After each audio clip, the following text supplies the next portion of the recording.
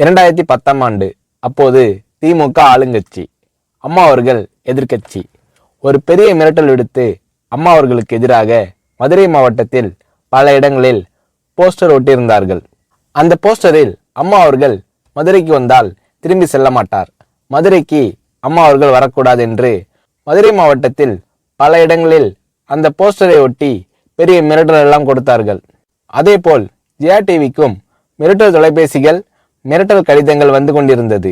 ஜெயா டிவியின் செய்தி பிரிவினர் இந்த மிரட்டல்களை பற்றியெல்லாம் தியாகத்தலைவி சின்னம்மா அவர்களிடம் சொல்லி அம்மா அவர்களின் கவனத்திற்கு கொண்டு சென்றார்கள்.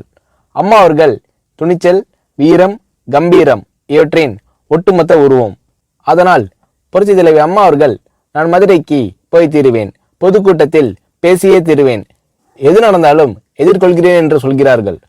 ஒரு கட்டத்தில் ஜெயா டிவிக்கு மிரட்டல் எப்படி வருகிறது என்றால், ஜெயா டிவியின் அலுவலகத்தை வெடிகுண்டு வைத்து தகர்ப்போம், அம்மா அவர்கள் மதுரைக்கு வந்தால் ஜெயா டிவியை ஒழிப்போம், இப்படியெல்லாம் நிறைய மிரட்டல்கள் தொலைபேசியின் வாயிலாகவும் கடிதத்தின் வாயிலாகவும் வந்து கொண்டிருக்கிறது. இந்த மிரட்டல்களை எல்லாம் கடந்து அம்மா அவர்கள் மதுரைக்கு சென்று பிரம்மாண்டமான பொதுக்கூட்டத்தில் லட்சக்கணக்கான மக்கள் மத்தியில் எழுச்சி உரையாற்றும் போது, ஒரு எதிர்க்கட்சியின் தலைவி என்ற முறையில் என்னை நீங்கள் மிரட்டுங்கள், ஒரு எதிர்க்கட்சியினை நான் நடத்துகிறேன் என்பதற்காக கழகத்தை மிரட்டுங்கள், ஜெயா டிவியை எதற்காக மிரட்டுகிறீர்கள், ஜெயா டிவியின் அலுவலகத்தை நீங்கள் தகர்ப்பீர்களா, ஜெயா டிவியை நீங்கள் ஒழித்து கட்டிவிடுவீர்களா, பார்க்கலாமா, ஜெயா டிவியை ஒழித்து கட்டிவிட்டால் என்னுடைய அரசியல் குரலை ஒழித்து விடலாம் என்று கனவு காண்கிறீர்களா?